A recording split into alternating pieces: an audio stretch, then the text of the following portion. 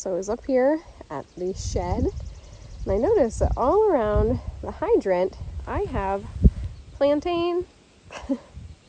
Plantain is just growing everywhere up here.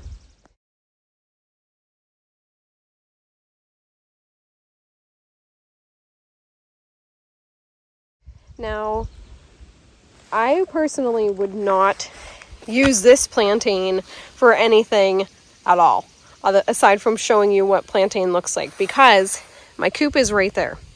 And this is the hydrant. This is where we rinse and refill all of their water.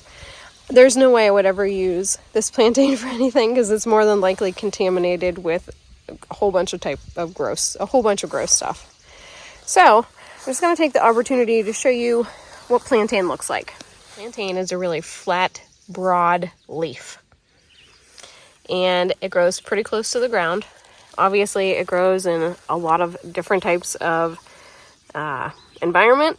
This is a very rocky environment, but this area is pretty moist most of the time.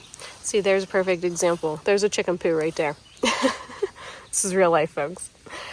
But if you can find an area where the plantain has not potentially been contaminated, plantain can be a very useful herb to know how to identify and to know how and where to forage.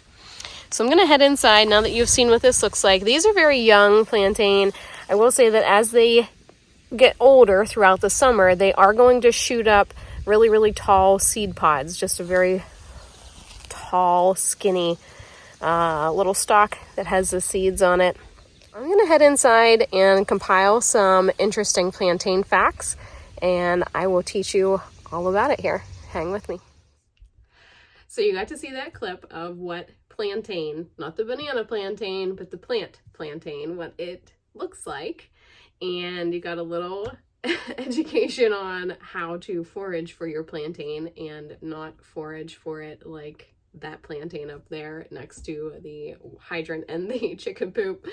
But plantain, it grows in a lot of places. I've noticed that plantain around here will grow in just about any kind of condition, except anywhere that is too sunny and dry. It doesn't really like a lot of direct sunlight and a lot of like dry soil. It likes to stay pretty moist. It grows pretty low to the ground. The leaves come out kind of oval shaped. They stay really close to the ground, maybe an inch or two off. And they come out kind of like in a rosette shape.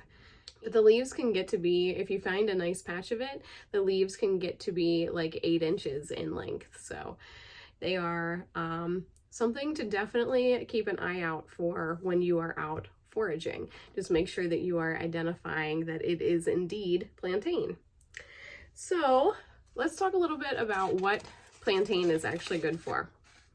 So for me, I go to plantain straight away when I have a bee sting or a bug bite. I love it as a poultice. I will take a clean, fresh leaf and I will pop it in my mouth.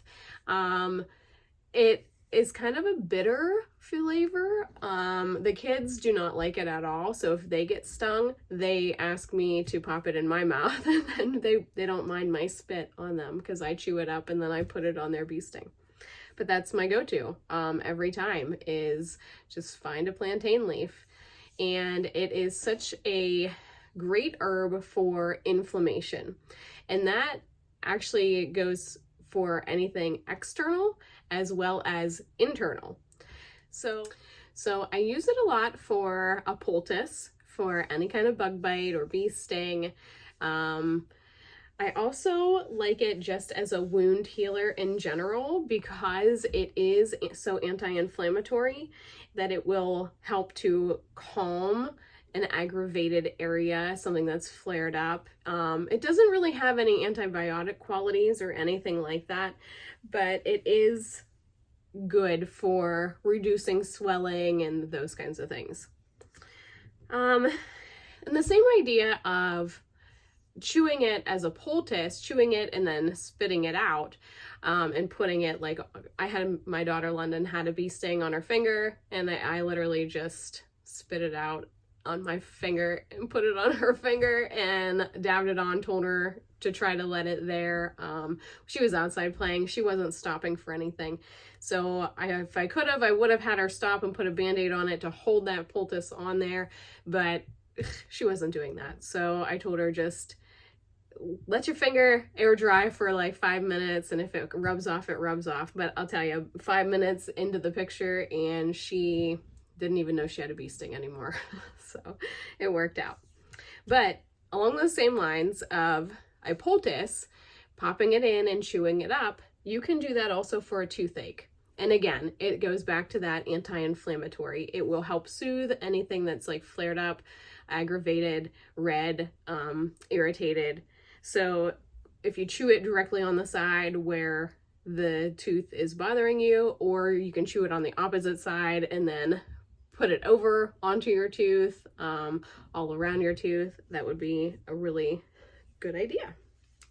Something that I want to mention before I forget is that plantain, you can take the leaves and you can make sure they're clean and dry always, but you can eat them fresh as a salad. You can use them as a tea. You can use them fresh as a tea. You can use them fresh as a poultice, or you can dry them and you can use them dry the same ways. You can take them and turn them into a tincture. You can infuse them in oil. You can drink it as a tea, whether it's fresh or dry. So for me personally, I'm going to be on the hunt for a good plantain source that is non-contaminated. I am going to dry some of those leaves and have them on hand here in my own little apothecary, just because it is such a useful herb to have on hand, whether it's dry or it's fresh. And for me personally, I love to have dried herbs on hand as much as I can because they do have such a great shelf life. Something else with the plant in terms of eating it fresh, I had said to you outside that as the plant matures, it'll send up a seed pod and it'll just be a straight, like a pencil, size of a pencil, maybe 4 or 5 inches tall, sometimes taller than that even. But that'll be its little like seed stalk, and it gets these little tiny seed pods on there. Well, I just recently learned that you can eat those little seed pods. If you ever find one, you know that if you pick that seed pod, you can strip all of the seeds away from that. We used to do that as kids, and then we'd use it like confetti, or like we'd play weddings, and that was like the bird seed, and it was just these little teeny tiny seed pods. Well, you can eat them. I never knew that until just the other day, so I'm gonna have to try that and see how good they are. Something else that I learned about plantain seeds is that they function a lot like pumpkin seeds, and if you know anything about pumpkin seeds, you know that they are an excellent intestinal dewormer, not just for humans but also for a lot of animals as well. And those little seeds on the plantain stems, they do the exact same thing. So that's something to incorporate in your diet. A lot of people have intestinal parasites and they don't even know that they have it. So I like to eat a wide variety of items like pumpkin seeds, raw garlic, etc., just to help prevent any intestinal worms to begin with. And I think I'm going to start incorporating some plantain seeds in here as well. Going to the internal side of the plantain leaf, taking it as a tincture or taking plantain leaf tea could be beneficial for people who have any kind of intestinal inflammation, like colitis or IBS, or stomach ulcers, even anything like that. Maybe even heartburn. I could maybe go as far to say that plantain might be able to assist with that. But it goes back to the idea of plantain being very anti-inflammatory. So I think I'm going to wrap it up there. I always encourage you that if any of these things that I've mentioned that plantain can help with, if any of those things are ringing true to you, I always encourage you, this is by no means medical advice. This is just me saying, hey, here is this herb. It grows everywhere. It might be a benefit to you. So now I'm handing the information to you and I'm saying, go out and do your own research. Consult with your medical doctor or your functional medicine doctor. make sure that you're doing your own research on your end to make sure that you're not going to have any kind of interaction with any kind of medication that you're already on, etc.